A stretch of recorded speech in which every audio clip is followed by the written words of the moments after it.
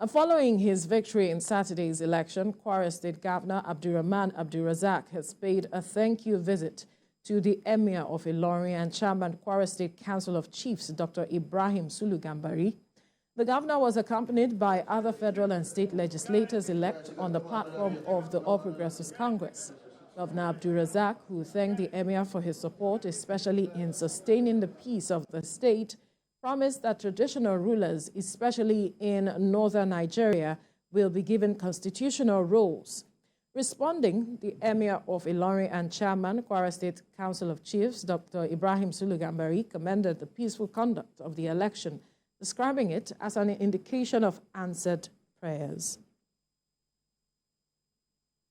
Part of what we're trying to do, we will be continuing to do within the Northern Governors Forum, is to create a role for the traditional rulers in the Constitution.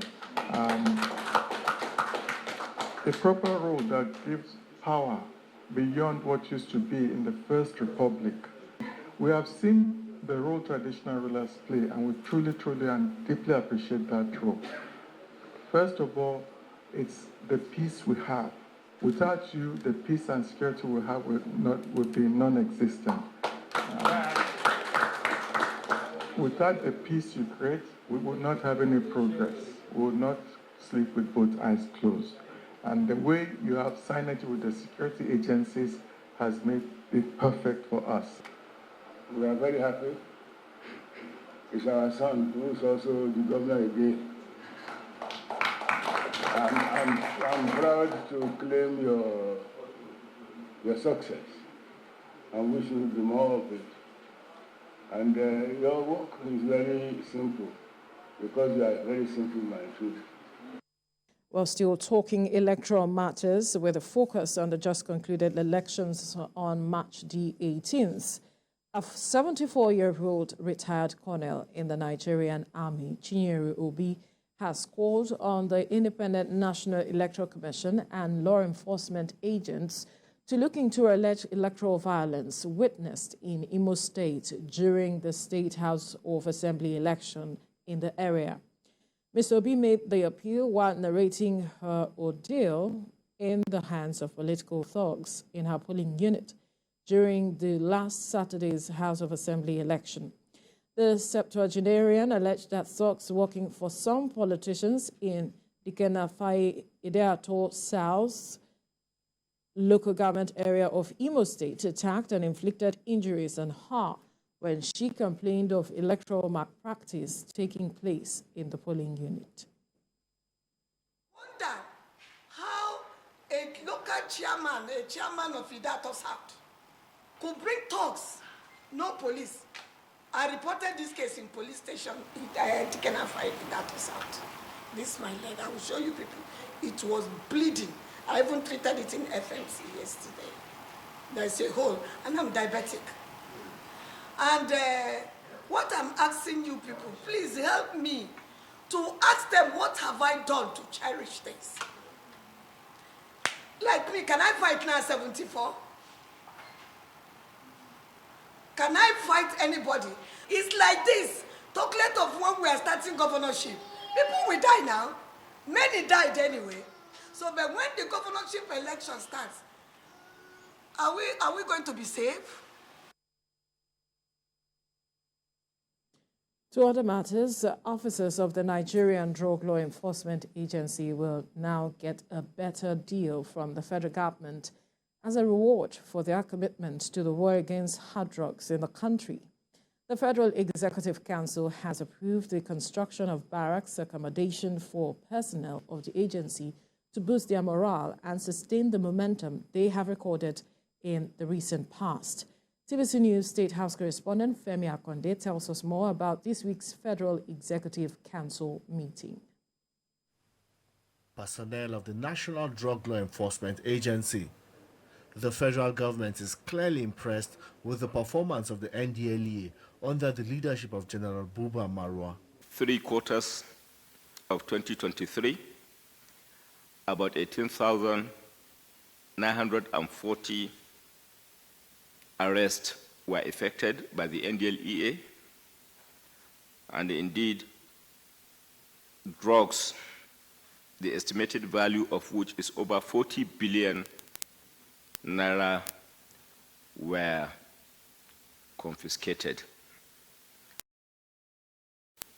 About 2,904 convictions were recorded. The Federal Executive Council also approved the review of the 2022 National Agricultural Seed Policy with the aim of providing Nigerian farmers with easy access to quality seeds that can compete in the world markets.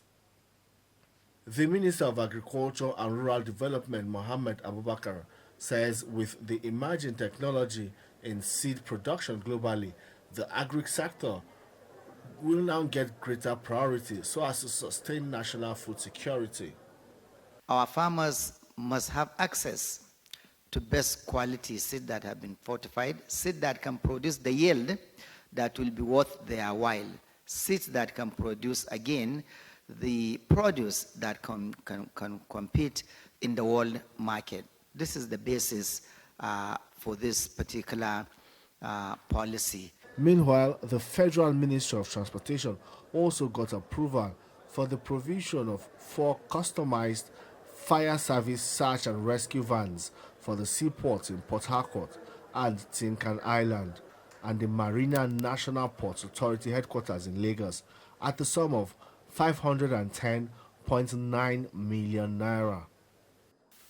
Council considered the memorandum and approved the award of the contract as recommended and reviewed by the Bureau of Public Procurement in the sum of 934,934,600.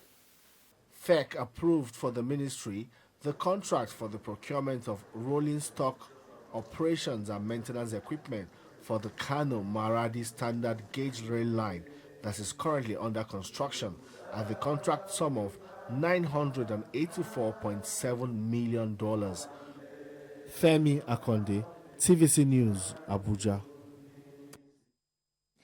The Senate Committee on Special Duties has called on all critical stakeholders, experts, and the general public to provide the committee with relevant information.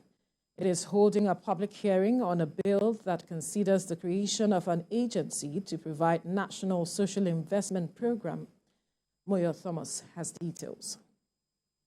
The Ministry of Humanitarian Affairs, Disaster Management and Social Development believes establishment of an agency for the National Social Investment Program will help consolidate efforts of the government in eradicating poverty and uplifting the vulnerable. The bill, which passed the second reading at the Senate, was referred to the Senate Committee on Special Duties for legislative action.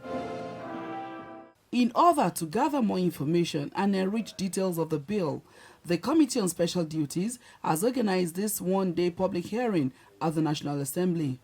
The National Social Study is that it will contain the electronic information and data of 4 to 200,000 of all the Cat 6 is and the FGG that is scientifically mined, analyzed, and interpreted from a to global management to government side. The National Social Investment Bill is in the category of proposals geared towards growing our institutional ability to support citizens and groups towards societal stability and progress. The bill is in tandem with the nation's desire to create safety nets that are not just for the weak and the vulnerable, but are also for those with promises and potentials. The Permanent Secretary of the Ministry of Humanitarian Affairs says establishing such an agency would also help in addressing unrest and other difficulties citizens experience. If we make the mistake of not creating an agency out of this good work that has been done or put in place, we are likely to lose this goodwill. I therefore openly and strongly, with a big voice, I wish my voice was louder than this. The programs under the National Social Investment Program that will fall under the agency include the N-Power programs, Conditional Cash Transfer Program, National Homegrown School Feeding Program, entrepreneurship and empowerment programs, and other programs approved by the President. The bill also seeks the establishment of the National Social Register, which will be mined to implement the programs.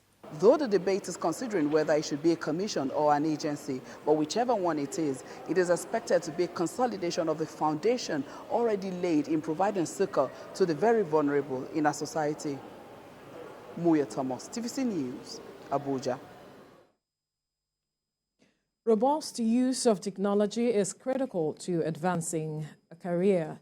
For female lawyers in Nigeria, it has also become essential that they have a grasp of tech innovations so as to achieve gender equity at the workplace whilst keeping their homes.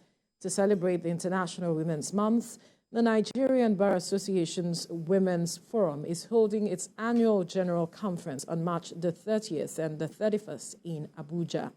The organizers say the program is targeting the sustainable empowerment of female lawyers who are urged to register on the forum's portal. We'll be interviewing a woman, a female professional. It can be a lawyer, it can be someone in industry who has risen to great heights. So she shares her story, and we all learn from storytelling, as we've known. So that's just one opportunity that will come your way. Ability to network and learn and achieve and receive mentorship from women who have attained great heights in their careers. Our mentor to the conference is also going to have the opportunity to be trained as to how to protect themselves as well as their clients in that digital world. Because it's one thing to invite everybody, to jump on this tech bandwagon, but there is cybercrime, right? It will be the kind of technology that you can use to enhance your professional career. And that, of course, includes the sensitive issues around the virtual court hearings that we have these days. Do we as women really know what we should do? Do we understand the rules of procedure? Do we understand how to present all the evidentiary facts and burdens that we should be doing? So these are the kind of things that we want to look forward to.